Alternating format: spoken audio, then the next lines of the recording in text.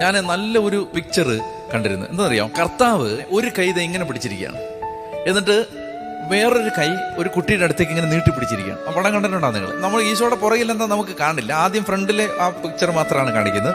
അതായത് ഈശോ ഇങ്ങനെ ഒരു കൈ എന്തോ ഇങ്ങനെ പുറകെ പിടിച്ചിരിക്കുന്നു, എന്നിട്ട് കർത്താവ് ഇങ്ങനെ കൈ നീട്ടുന്നു. ഈ കുട്ടിയുടെ കയ്യിൽ ചെറിയൊരു പാവയുണ്ട്. അപ്പൊ കുഞ്ഞിതിങ്ങനെ കൊടുക്കാൻ പറ്റാതെ ഇങ്ങനെ പിടിച്ചു വെച്ചിരിക്കുകയാണ്. കർത്താവ് ഈ പാവ ചോദിക്കുകയാണ്, എന്നിട്ട് എന്തോ ഇങ്ങനെ പിടിച്ചിട്ടുണ്ട്.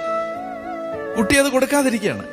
രണ്ടാമത്തെ പിക്ചറിൽ കാണിക്കും ഈ പുറകിൽ എന്താന്ന്, വലിയൊരു പാവ.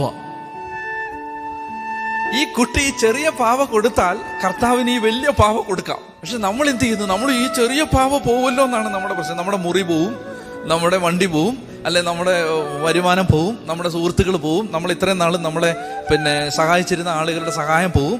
ഒന്നും നഷ്ടപ്പെടില്ല. ഒരു കാര്യം ഉറപ്പിച്ചോണം, ക്രിസ്തുവിലേക്ക് വന്നാൽ ഒരു മനുഷ്യനും ഒന്നും നഷ്ടപ്പെടില്ല.